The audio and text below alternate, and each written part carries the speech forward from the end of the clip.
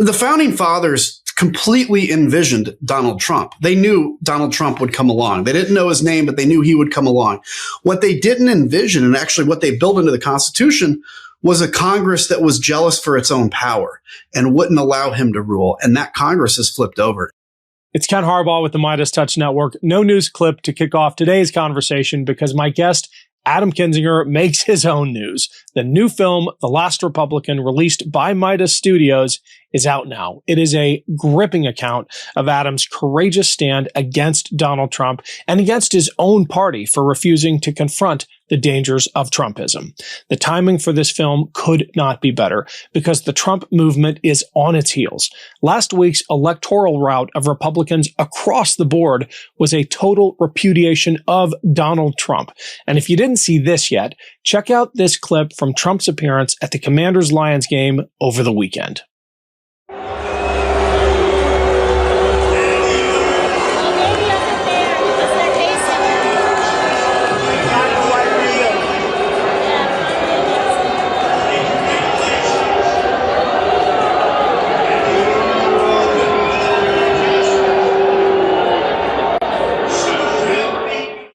Those were boos, reportedly for a solid 2 minutes at an NFL game. Everything is pointing to America finally waking up to the disaster that Donald Trump has been for all of us. Adam Kinzinger, of course, was one of the only Republicans to call that out after January 6th and stick to his guns. Here's our conversation. Welcome to the Ken Harbaugh Show. We've got Adam Kinzinger with us today. I would normally say he needs no introduction, but Adam, you have a new line on your resume now, movie star. Can you tell us about The Last Republican? Because it's even surprised me. And this is a Meidas Studios production. We've been pushing it out everywhere. Our second #1 hit in 3 years. It is topping the charts at Apple. It is leapt past. I mean, you probably know better than I do, like the movies it's beating. Mm-hmm. People want to watch this. Yeah, they do. And listen, let me just say what's awesome about this, too, is it's like being put out in a sort of non-traditional way with Meidas. And that's really essential that this be successful. And it has been so far because as you know, Ken, like there's so much pressure out there. People are scared of Trump. They're scared of, oh, we don't want to make anybody mad. And so they're self-censoring. And how do you get around that self-censor? Well, if you don't have the capability to do it, you don't. But if you have something like, MeidasTouch Studios, then you can. And that's what this has been able to do, is to get around those censors and really get an important film out. And that's the thing about this, is it's not a documentary about January 6th per se, although it is. It's also got a lot of human element. So there's, this interaction between me and the director, Steve Pink. And then it also shows a lot of the human aspect of, frankly, what my family and I went through after January 6th. And I think it's an important, even if you don't care about politics, which obviously everybody watching does, but if you don't care about politics, it still is I think, important lesson for what it means to kind of stand up and what do you expect? What's the cost? And so I think that's why it's been so successful, is not just revisiting January 6th, but also there's that multi-layered dimension on it. And it's kind of funny. It's actually a funny film. Well, that's the other thing. I mean, you would think that any treatment of January 6th would leave you after 90 minutes feeling terrible about yourself and terrible about America. But you and Steve have this rapport. I understand it's grown over time into a real friendship. You have this rapport. He has this movie making style, I am sure, derivative of like his comedy stuff, that makes it fun to watch. I mean, it is a funny movie about a terrifying subject. Yeah. So, MCDC, it's the Media Courthouse Documentary Collective. So it's kind of led by Kevin Morris. And then there's all these other folks that some have experience in documentaries, some don't. Steve was one of them that didn't, but he wanted to do them. And so he kind of came into this thing blind. Like, he knows how to tell actors what to do and tell them to be funny.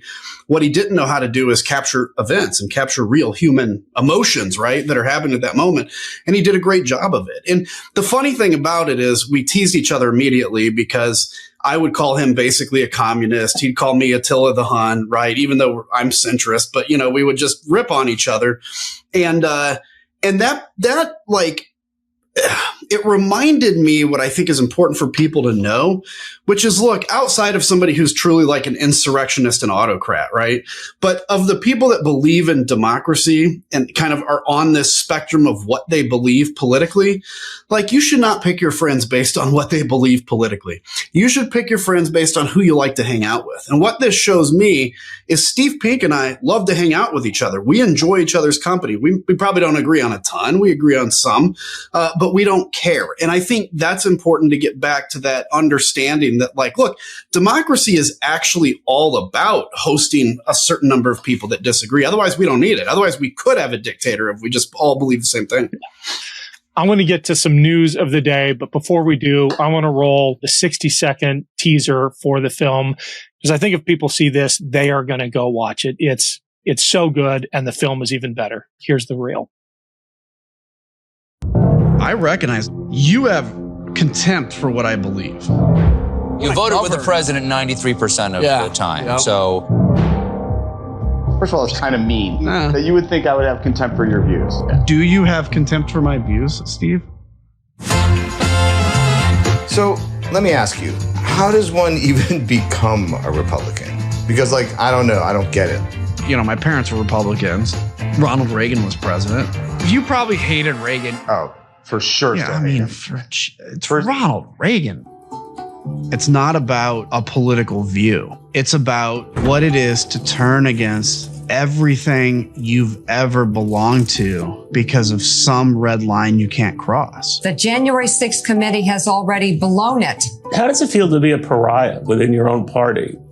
We're going to get you. Coming to your house, son. Oaths matter. Truth matters. When I was describing this film to my 16-year-old daughter, Adam, I mentioned The Last Republican. She knows a little bit about you, and her immediate reaction was, is it a zombie film?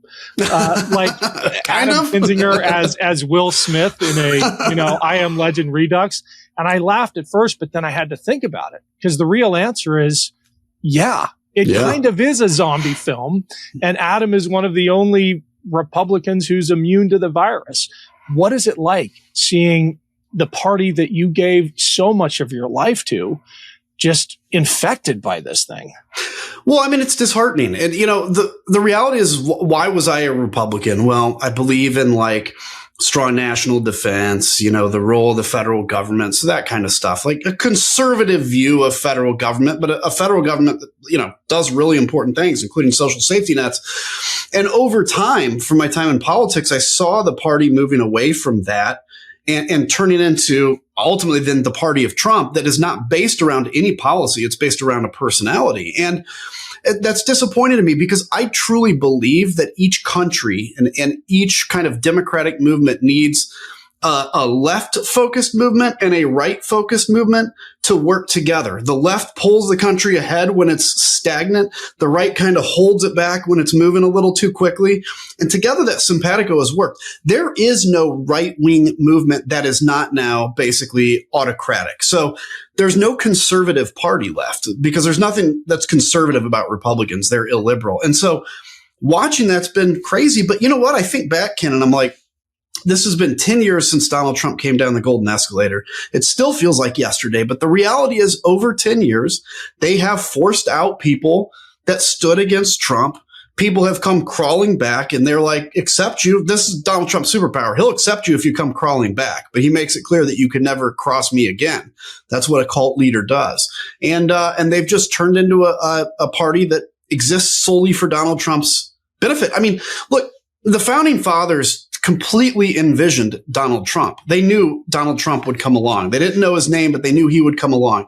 What they didn't envision, and actually what they built into the Constitution, was a Congress that was jealous for its own power and wouldn't allow him to rule. And that Congress has flipped over. And that's what's been so dangerous to the Constitution. Trump, yes, I hate Trump. I think he's dangerous. But a aggressive Congress would be better to protect the Constitution. And that's why the Democrats have to win the Congress in a year. Yeah. You've been making the rounds with a lot of our mutual friends. I just rewatched your Substack Live with Steve Schmidt, and you dropped a one-liner on there that I wrote down that I'm going to use a lot now. You said that Democrats are actually more conservative than Republicans. And when I think about tariffs and trade, when I think about individual liberties, watching what the Trump regime is doing with ICE, when I think about national defense, you're right. The Democratic Party, as liberal as it is, and I'm a proud Democrat, is only more conservative than the Republican Party because the Republican Party has completely surrendered any notion of principle. I fully agree. And, probably some people hearing that are going to be like, oh my God, don't call us conservatives. Well, we're not calling you conservatives. What I'm saying is that when you have a team that has completely abandoned the field and you only have one team now. So if, Cardinals are playing the Cubs and at Wrigley and the Cardinals just go home, well, the Cubs technically then are offense and defense, right? Because there's no other team. And that's kind of where we're at. So the principles that conservatives hold dear, things like free trade, free but fair trade, and, strong national defense and, having alliances, right, that matter. Well, the Democrats do occupy that territory. And instead of getting mad, I think Democrats look at that and go like, that's great. That gives us an opportunity with a message to say, look, you may not agree with everything. And I'm not telling Democrats to become Republicans or old school Republicans, but recognize there are people in the middle, particularly when you think of like unions and how Democrats have been losing the union vote, that would, to the right message, come screaming back to the Democratic Party. Again, it's a big tent. What does a big tent mean? It means you're going to have far left progressives and moderates, and they're not going to like each other, and they're going to do battle. But it is much better they do battle within the tent in power than outside of the tent out of power. We saw that play out last week, and that's what I want to talk about now, because talk about a big tent. I don't think Mamdani would have had a chance in Virginia, and I'm not sure Spanberger would have had a chance in New York. But with a big tent, you get to pick candidates who fit their constituencies. What are your thoughts now, a week later, on what the Democrats pulled off last Tuesday, really across the country? Because you got to go to Prop 50 in California as well. It was a coast-to-coast blue tsunami. Yeah, I mean, it was a massive repudiation of Trump and Republicans, period. One of the things that if you get into the numbers, I haven't seen yet how, men particularly broke, right? Because that's an area I've been concerned about, is the tendency of men to go Republican for reasons that basically have nothing to do with policy. But what we have seen is the Hispanic shift is, I think, the greatest shift we've ever seen in a year, ever. I mean, there were some counties that Donald Trump won in New Jersey that Mikey Sherrill won by 40 points with Hispanics, right? Now, is there a different electorate that votes in a year like this? Yes. But that is still indicative of a massive shift of Hispanics. And so the question is, does that translate to Texas? Does that translate to Florida? Hispanics are not a monolith, right? I don't know, but it seems pretty likely that it does. And so what you saw was this modeling on, polling is an art and a science. The art is like, hey, I think the turnout is going to be X, Y, and Z for Hispanics, X, Y, and Z for whatever. They underestimated Hispanics, the way the Hispanics would vote. And I think they had Cheryl in most of the polls winning by like 4 or 5 points, and she blew it out of the water. If I'm a Democrat, I'm extremely excited about next year, but I also would advise, do not rest. This is not the opportunity to take a deep breath. This is the opportunity to double down and have a 2010, but for Democrats in 2026. That was part one of my conversation with Adam Kinzinger. Check out part two tomorrow, where Adam and I dive into what the results from last week's elections mean for his former party. See you then. Love this video? Support independent media and unlock exclusive content, ad-free videos, and custom emojis by becoming a paid member of our YouTube channel today. You can also gift memberships to others. Let's keep growing together.